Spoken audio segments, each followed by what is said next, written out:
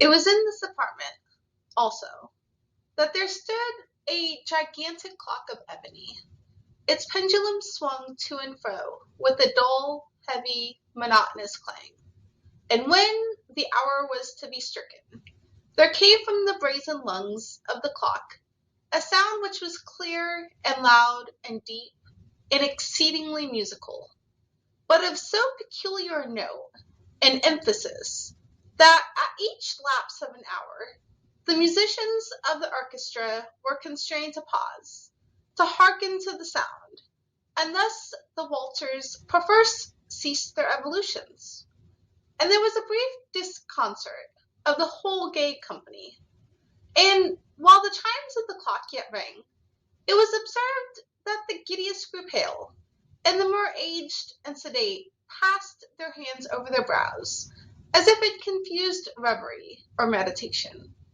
But when the echoes had fully ceased, a light laughter at once pervaded the assembly, and they smiled as if at their own nervousness, and made whispering vows, each to the other, that the next chiming of the clock would produce in them no similar emotion. And then, after the lapse of 60 minutes, there came yet another chiming of the clock. And then were the same disconcert and tremulousness and meditation as before. But, in spite of these things, it was a gay and magnificent revel. Edgar Allan Poe, The Masque of the Red Death. The sleep of reason breeds monsters. Goya. It'll shine when it shines. Folk saying.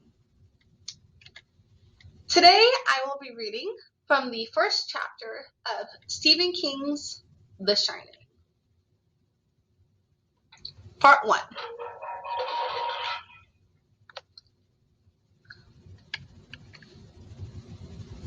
Part 1. Prefatory Matters. Chapter 1. Job Interview. Jack Torrance thought, a vicious little prick. Ullman stood 5'5", and when he moved, it was with the prissy speed that seems to be the exclusive domain of all small plump men. The part in his hair was exact, and his dark suit was sober but comforting.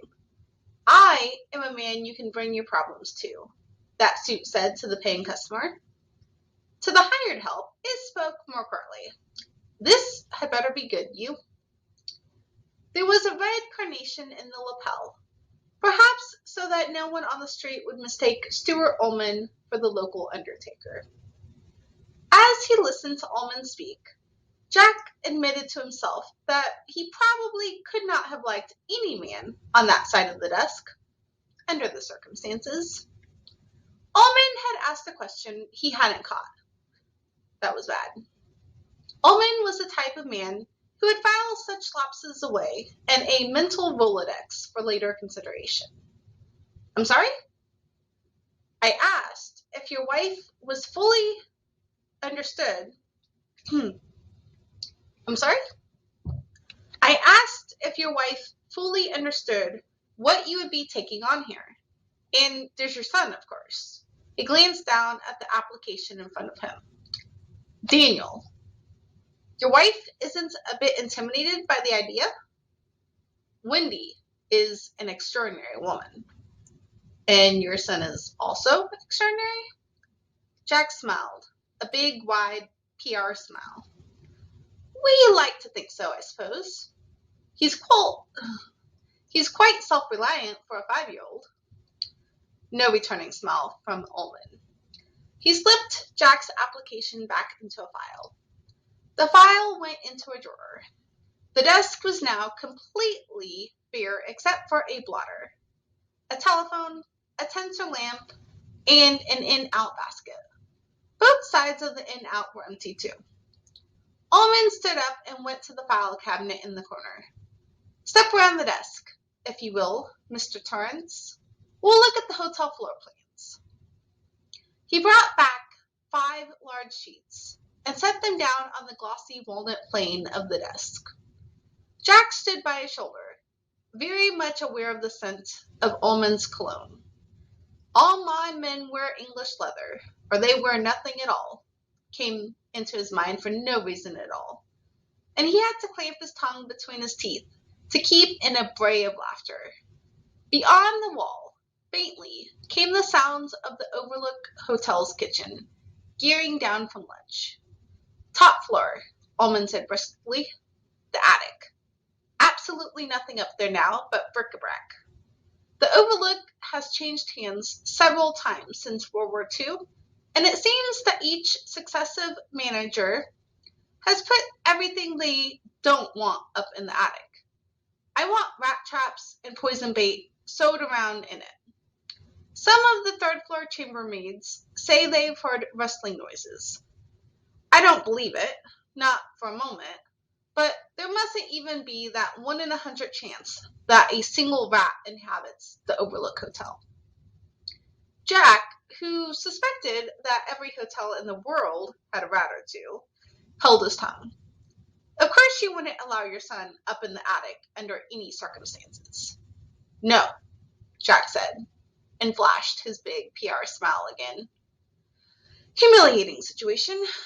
Did this officious little prick actually think he would allow his son to goof around in a rat trap attic full of junk furniture and God knew what else?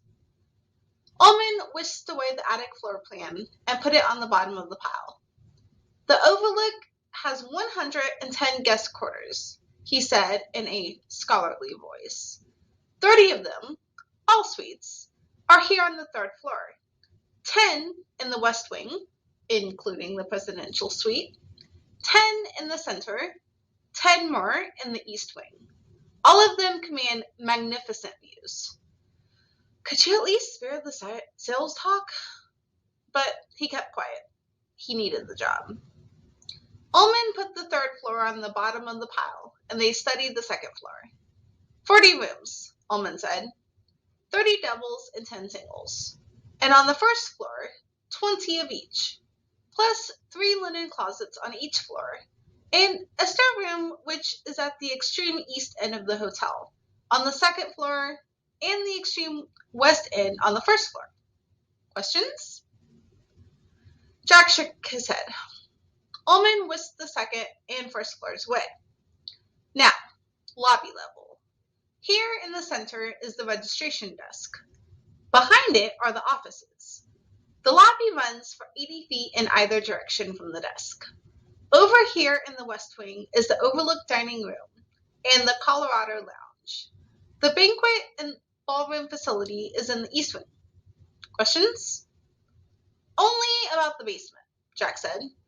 For the winter caretaker, that's the most important level of all, where the action is, so to speak. Watson will show you all that. The basement floor plan is on the boiler room wall. He frowned impressively, perhaps to show that, as manager, he did not concern himself with such mundane aspects of the Overlook's operation as the boiler and the plumbing. Might not be a bad idea to put some traps down there, too. Just a minute. He scrolled a note on a pad he took from his inner coat pocket. Each sheet bore the legend, "From the desk of Stuart Ullman," in bold black script. Tore it off and dropped it into the outbasket. It sat there looking lonesome. The pad disappeared back into Ullman's jacket pocket, like the conclusion of a magician's trick. Now you see it, Jackie boy? Now you don't. This guy is a real heavyweight. And if you would like to know what happens next, you can check this out on the Libby app. Please join me here next week as I read from the beginning of Stephen King's Pet Sematary. Thank you and have a great week.